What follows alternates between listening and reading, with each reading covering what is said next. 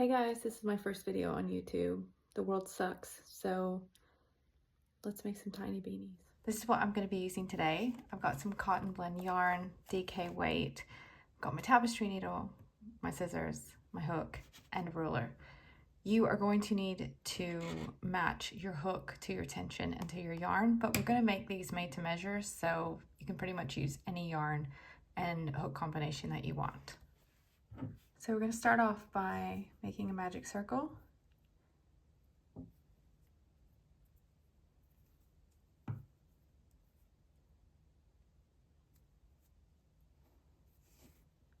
Then we're going to half double crochet 8 times inside the circle.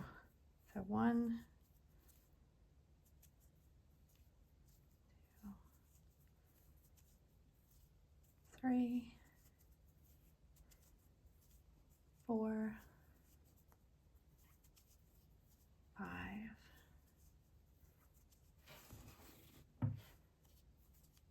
6, 7, 8. Don't pull your magic ring completely closed yet. So 1, 2, 3, 4, 5, 6, 7, 8. And then we're going to slip stitch back into that first stitch. So that is round 1. So for round 2, chain 1, and then we're going to increase in every stitch around. So you're going to go straight back into that first stitch that you slip stitched into, and you're going to half double crochet 2 times in that stitch, and then you're going to half double crochet 2 times in every other stitch.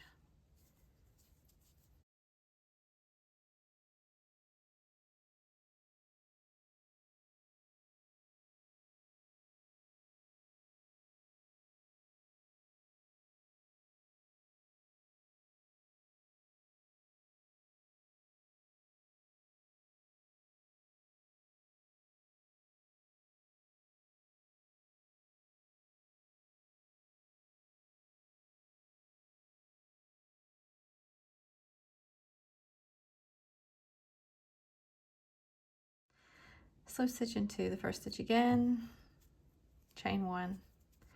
Round 3, we're going to do 1 half double crochet and then an increase. 1 half double crochet and increase. So this is just a standard crochet circle. So 1, and then in the next stitch we're doing an increase. So 2, and then in the next stitch we do 1, and then we do 2. 1, 2, 1, 2. Just continue that all the way around. 1 stitch and an increase. 1 stitch and an increase. 1 stitch, increase. 1 stitch, increase. So we've gotten back to the beginning, and we should have 24 stitches in round 3. Just go ahead and slip stitch into that last stitch, and that's what it should look like. So now that we're done with round 3, I'm just going to measure my circle. This is why we need our ruler. Just measure it across the middle. So I have got 5 centimeters across my little circle, my little crochet circle. So I'm making a 20 to 24 week size beanie. So my circle should be 4.5 to 5 centimeters. So I'm good. So I don't need to increase anymore. If you were going to do a bigger size, so for instance, a 25 to 29 week, you would do 5 centimeters to 6.5 centimeters.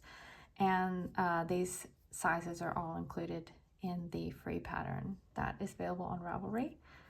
So we're just going to continue on now. So we're done making our circle. So we're just going to make half double crochet in each stitch around now. So by doing this, our hat isn't going to get any wider, but it is going to get longer. So this is the stage where we have stopped our increases and we're working on the sides or like the body of the beanie. So I'll just finish this round. So we're just doing 1 half double crochet in each stitch around.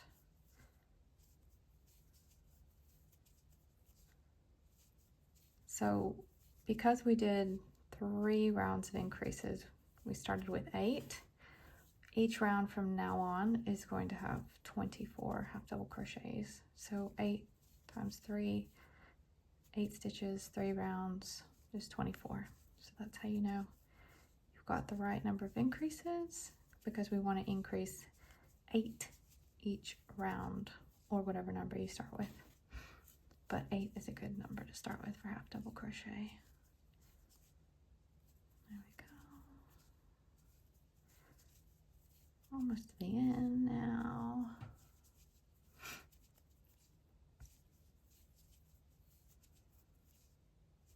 So that's our last stitch. And this is what it looks like. So you can see it's just starting to come down now instead of out. If your work folds to the wrong side, it doesn't matter while you're working. When you get to the end, just fold it out to the right side. So that's round 4. And I'm just gonna do a few more rounds and then I'll come back. Okay, so this is what we have after 7 rounds. So 1, 2, 3, 4, 5, 6, 7. So I'm just gonna measure because I want to see if the height of my beanie is right. So I'm making a 20 to 24 week. So the height of the beanie should be 6.5 to 7.5. And I'm at 5. So I'm at 5 now. So I'm going to stop and I'm going to go ahead and work on, I'm going to do a couple rounds for a little brim, just to add like a little decoration. So at the end of round 7, so I just finished round 7, I'm just going to slip stitch, chain 1, and then what we're going to do is we're going to do camel stitch, or where it's called half double crochet in the 3rd loop, or the back bar sometimes it's called. So what we're looking for is, this is the front loop at the very front here, the little V, this is the back loop. So what you want to do is just kind of turn it towards you, and you can see that there's another bar here. So we want to put our hook under that bar and crochet into that. I'll just show you after a few stitches. So this is what it should look like on the right side. See how it's pushing the little V's forward? Basically looks like a little knit stitch. So we're just going to do that, working into the 3rd loop all the way around, still half double crocheting into the 3rd loop. So we're just going to do that all the way around. So there it is, 3rd loop. Just kind of keep pulling the work towards you a little, so you can see.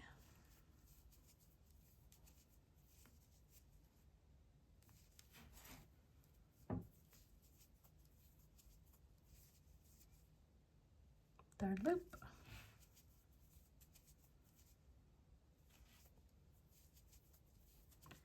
My hands are hurting a bit today, so excuse, I'm going a little slower than normal.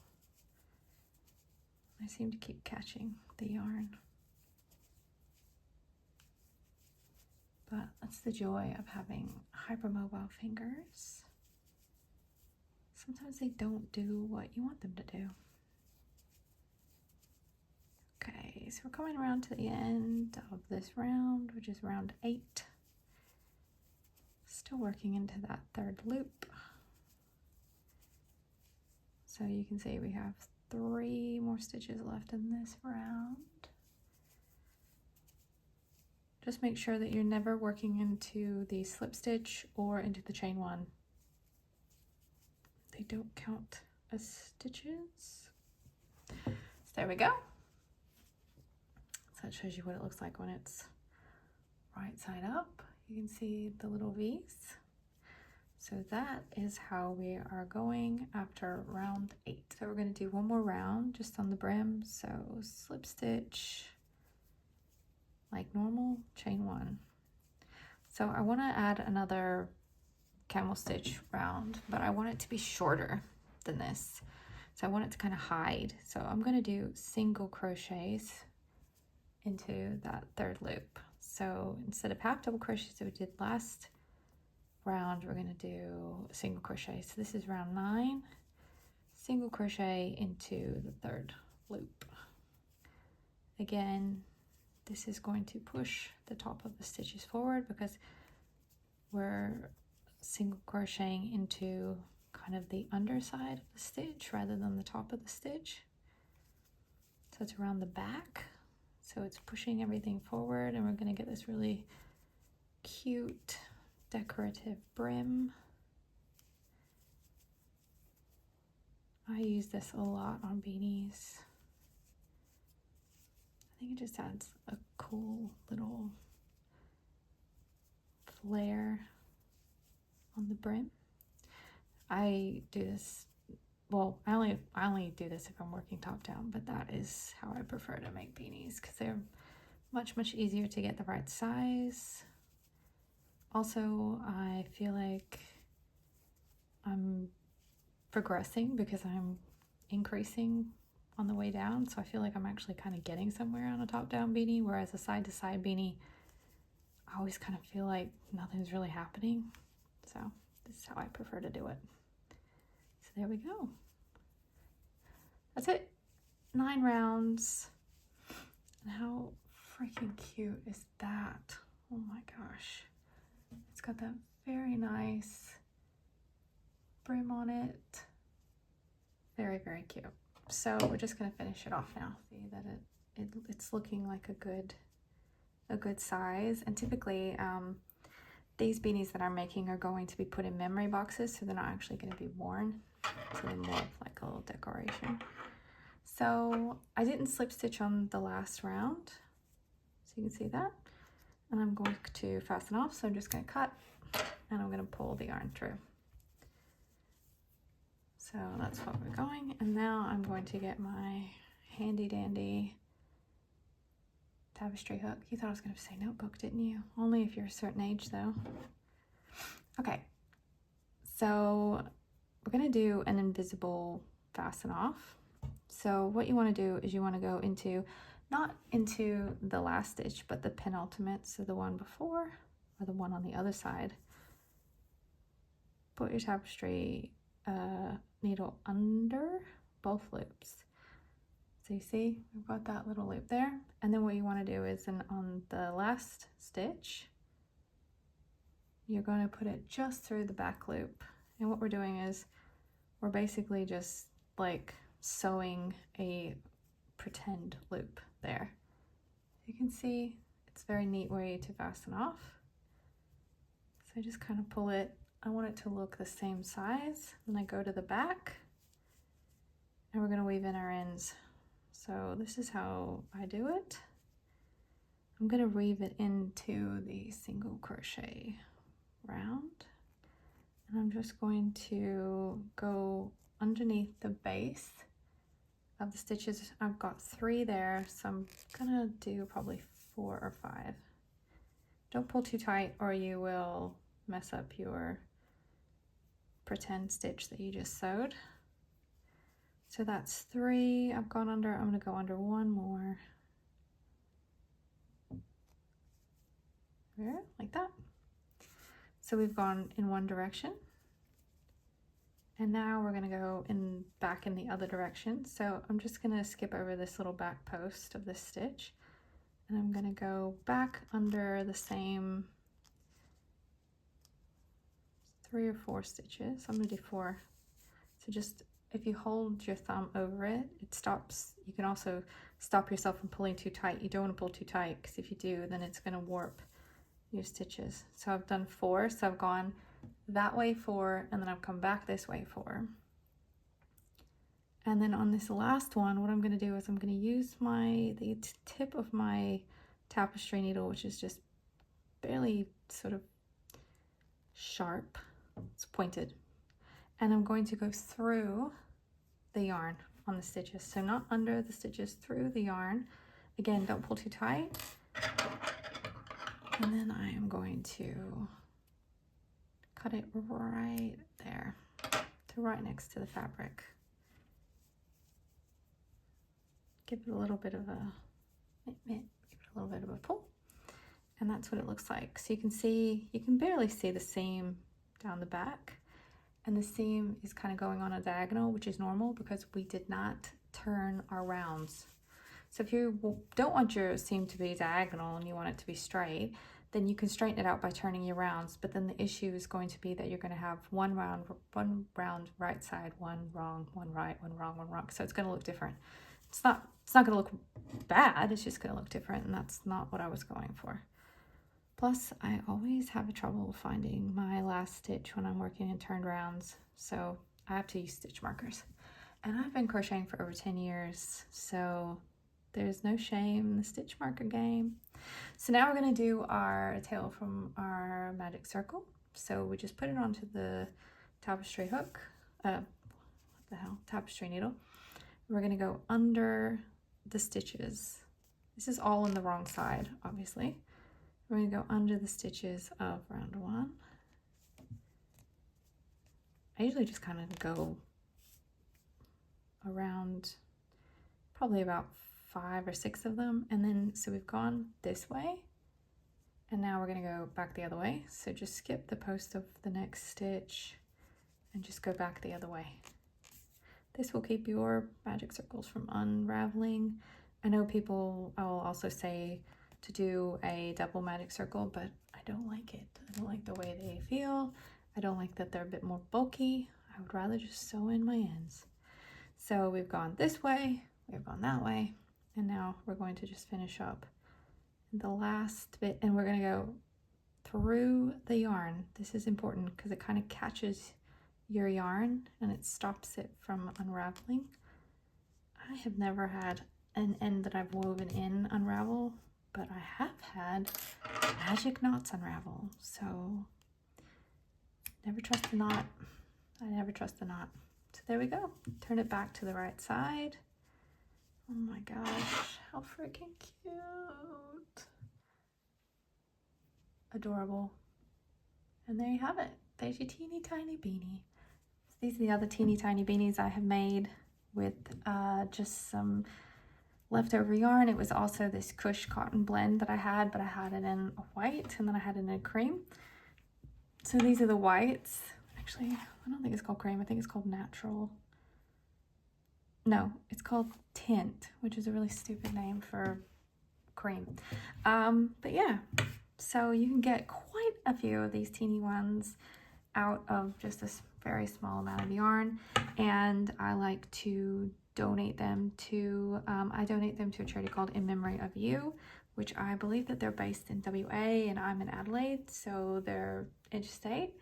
But if you do want to donate your tiny beanies, you should definitely start by contacting the charity or the hospital.